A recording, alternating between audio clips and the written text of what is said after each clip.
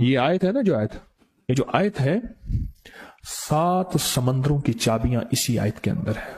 7 زمینوں، 7 آسمانوں اور جتنی بھی مخلوقات ایسی ہے جو ڈس سکتی ہے، جو چیر پھاڑ سکتی ہے، یا ایسی آفتیں اور بلائیں جو آنے والی ہیں، ان سب کو سنبھالنے کے لیے یہ آیت آخری طاقتور ترین آیت ہے.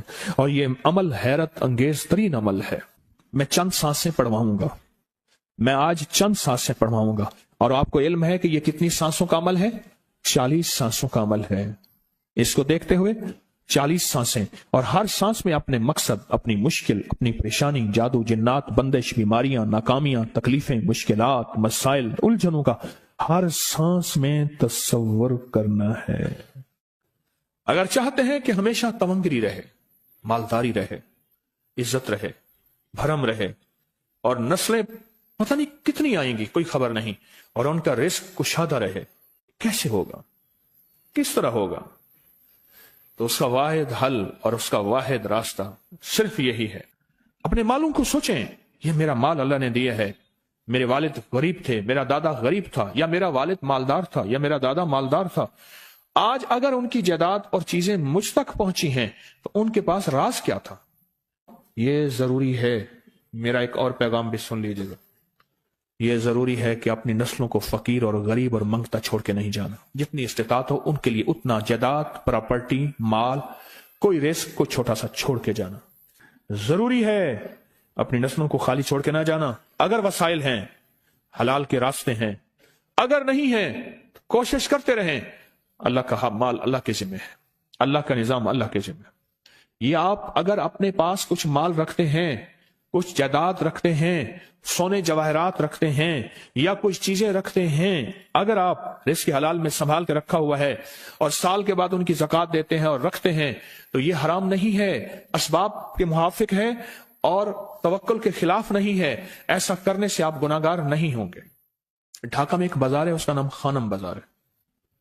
خانم رئیس اعظم تھا، رئیس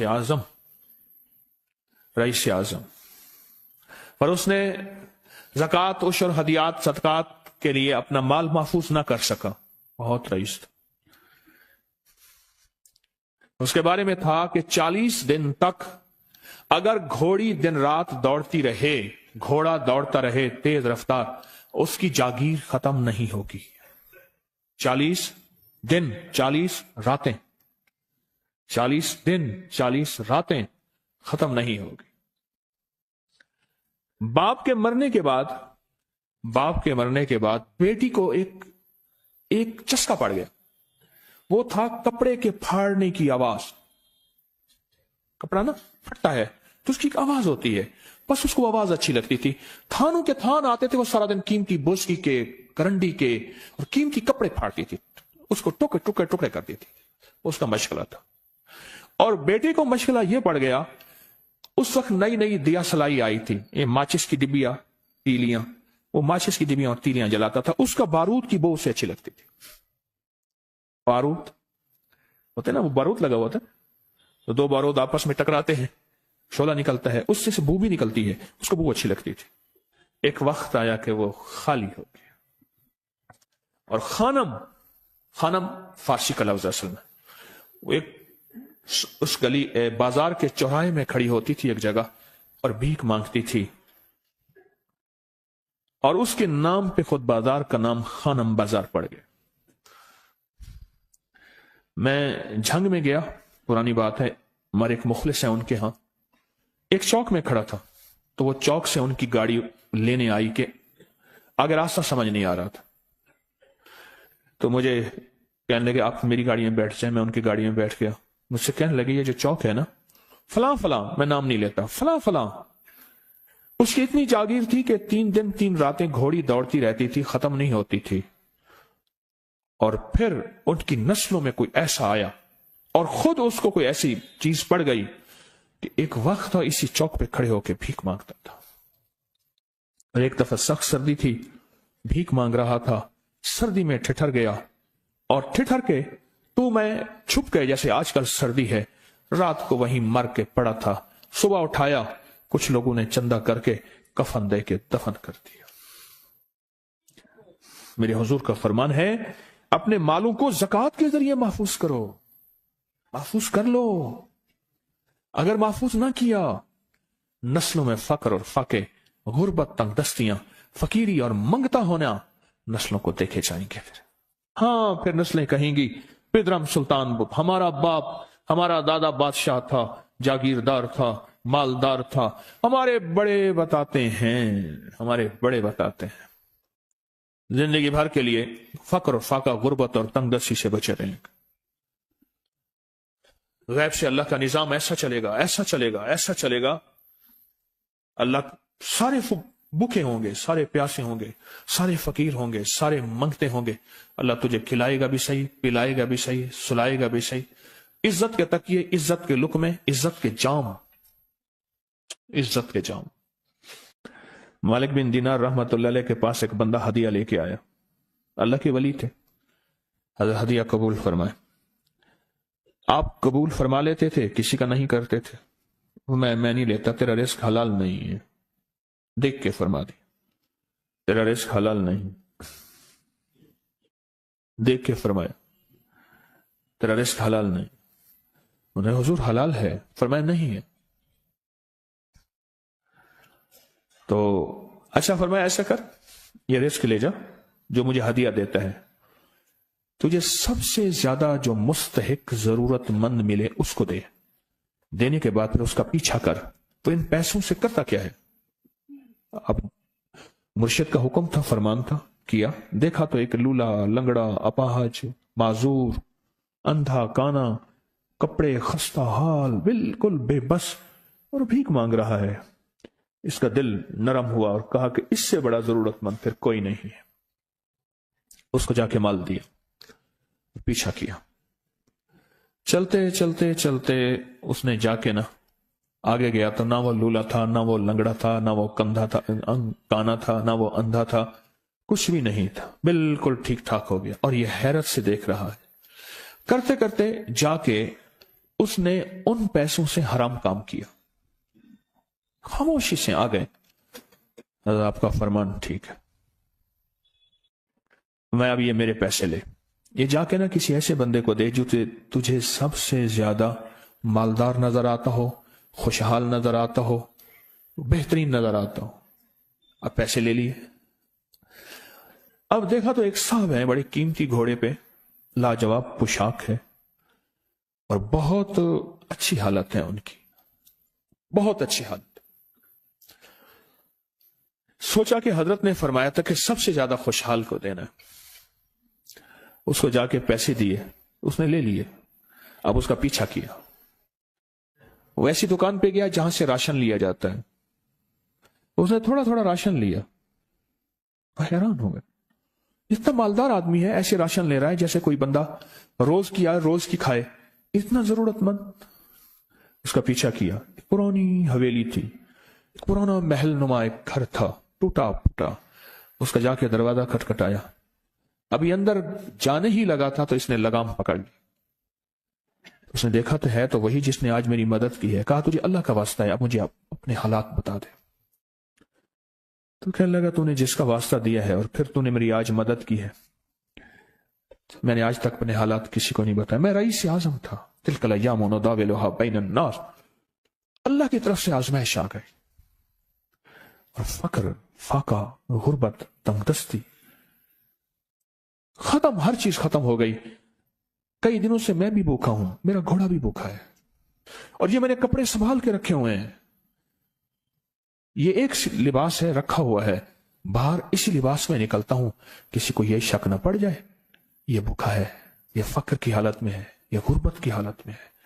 میرے حال سے کوئی سوال کا دروازہ نہ کھولے، غور سے سمجھے گا، میرے حال سے کوئی سوال کا دروازہ نہ کھولے، میں ایسا حال بناؤں لوگ مجھے سوالی سمجھیں، کہ کچھ لوگ زبان سے سوالی نہیں ہوتے۔ میرے آقا کا فرمان ہے اپنی بیماریوں کا صدقے کے ذریعے علاج کرو، اور صدقہ، یہ سارا واقعہ سنانے کا مقصد، تلاش کرو، زکوٰۃ تلاش کرو، کس کو دینی ہے، کون ضرورت مند ہے، کون ایسا ہے جس کو بظاہر لوگ مالدار سمجھتے ہیں، اندر سے خالی ہے، کھوکھلا ہے۔ ہوا یہ، ایک خیر کے کام کے لیے پیسے جمع کرنے تھے، خیر کے کام کے لیے۔ اس وقت 24,000 تھا، بہت بڑی رقم تھی، 24,000 مجھے چاہیے تھا۔ تو کہنے لگے کہ میں نے سوچ کے کہاں سے لے آؤں، ہے نہیں، روز کماتا ہوں، بچوں ٹھیک ہیں، گھر پل رہا، دودھ لاتا ہوں، بیچتا ہوں، ایک نظام ہے، میری سردی گرمی بارش طوفان کی ترتیب چل رہی ہے، کہاں سے لاؤں؟ کہنے لگے، خیال آیا یہ موٹر سائیکل نہ بیچ دوں۔ فوراً اٹھا، موٹر سائیکل لے گیا۔ غالباً مجھے بتایا کہ 28,000 کا یہ یاما موٹر سائیکل بکا، اور بیچنے کے بعد میں نے اٹھا کے سارے پیسے 24 ادھر دے دیے، باقی رکھ لیے۔ اب خالی ہو کے بیٹھ کے پھر مصلی بچھا کے اللہ سے مانگنا شروع کر دیا، اور مانگتے مانگتے عالم یہ ہوا کہ میں فقیر ہو گیا۔ اللہ نے مجھے 4 دن آزمایا۔ اس نے الفاظ جو استعمال کیے نا، پنجابی کا لفظ، وہ اللہ نے نا 4 دن منو دب کے رکھا۔ ہاں، لاہور کی پنجابی اور فیصل آباد کی پنجابی میں بڑا فرق ہے۔ فیصل آباد کی پنجابی خالص سکھوں والی پنجابی ہے، لاہور کی پنجابی میں بڑا فرق ہے۔ دب کے رکھا، تھوڑا سا آزمائش آتی ہے، اللہ دیکھتا ہے کچا ہے یا پکا ہے۔ کہا بس، اس کے بعد میں نے اللہ سے کہا، اللہ، طارق بن زیاد نے ساری کشتیاں جلا دی تھیں، اور کہا کہو اب بتاؤ اپنی فوجوں کو کہاں بھاگو گے؟ ادھر بھی موت ہے، ادھر بھی موت ہے، پھر لڑتے لڑتے مر جاؤ۔ پیچھے سمندر کی موت، ٹھیک، اور آگے دشمن کی موت ہے، کشتیاں ساری آگ لگوا دی، آپ کرو، بولو کیا کرو گے، بولو کیا کرو۔ اللہ نے سارا نظام فتح دے دی، کامیابی دے دی، اور کہا پھر اللہ نے میرے لیے جو دروازے رزق کے کھولے ہیں، اب مجھے کوئی بھی چیز ضرورت ہوتی ہے، میں گھر کی چیز بیچ دیتا ہوں، اور بیچ کے اللہ کے خزانوں میں دیتا ہوں بغیر سوال کے۔ اس کے الفاظ ہیں، کیا الفاظ ہیں؟ بغیر سوال کے اللہ مجھ پہ رزق کے دروازے کھول دیتا ہے، اللہ میری ضرورتیں پوری کر دیتا ہے، اللہ نے مجھے خوشحالی دی ہے۔ اور مجھے کہنے لگے، سارے گر مجھے حاجی صاحب نے بتائے تھے، اللہ سے لینے کے سارے گر یہ مجھے حاجی صاحب نے بتائے تھے۔ تو آپ کو ایک لفظ کہہ رہا ہوں، جس کو بھی دیکھیں گے کہ اس کی نسل در نسل، نسل در نسل رزق کے دروازے ہیں، تو وہ کھلیں گے صرف دینے کے نام پہ، سوال کے دروازے کھولنے کے نام پہ، سوال کے دروازے کھولنے کے نام پہ کبھی نہیں کھلیں گے، ورنہ رزق آج کل کے ماڈرن جوئے میں چلا جائے گا۔ آج کل کے ماڈرن جوئے آئے ہوئے ہیں، اپنے رزق کو میرے آقا کا فرمان ہے، اور بیماریوں کا علاج صدقوں سے کریں، اور صدقے سے مراد صرف بکرا نہیں، صدقے سے مراد صرف سریاں نہیں، صدقے سے مراد کالے مونگ نہیں، صدقے سے مراد تیل سوئیاں نہیں، صدقے سے مراد، یہ میں مختلف آپ کو تک انداز بتا رہا ہوں۔ یہاں ایل او ایس ہے لاہور کے ساتھ، یہ پہلے نہیں بنا تھا، نالا تھا، نالے کے ادھر ایک سمن آباد کی طرف سڑک جا رہی ہے، پرانی بات ہے، وہاں کچھ بندے نے کتابیں لگائی ہوئی تھی، بندے نے کتابیں لگائی ہوئی تھی، میں کتابیں دیکھ کے تو آ گیا، پھر دل میں آیا کہ یہ ضرورت مند ہے۔ ہمارے ایک مخلص ہیں، ہمارے دوست فیصل شمسی، میں نے ان کو بڑا نوٹ دیے، میں نے کہا جا کے نا اس کو کس طرح رکھ کے پھر چلا جاتا ہوں، کیونکہ مجھے لگتا ہے وہ خوددار آدمی نہیں لے گا، اور انہوں نے ایسا کیا۔ سوچیں کہ میرے مال اللہ نے دی ہے، کیا میں اپنے مال کا صدقہ اگر نکال رہا ہوں تو وہ دے کہاں رہا ہوں؟ ضرورت مند کیا میں تلاش کر رہا ہوں؟ اور میں ضرورت مندوں میں سب سے پہلے وَبِذِي الْقُرْبَى وَالْيَتَامَى وَالْمَسَاكِينَ وَابْنِ السَّبِيلِ، مسافر پردیسی چوتھے، پھر مسکین ہے، پردیسی ہے، مسافر ہے، یتیم ہے، ضرورت ہے اس چیز کی، اس کی ضرورت ہے، کیونکہ یہاں جتنے مانگنے والے ہیں ان کے بارے میں صرف ایک لفظ کہوں گا، یہ لفظ آپ پکا رکھ لیں، یہ سب خواہشات کے مانگنے والے ہیں، ضروریات والے نہیں ہیں، خواہشات۔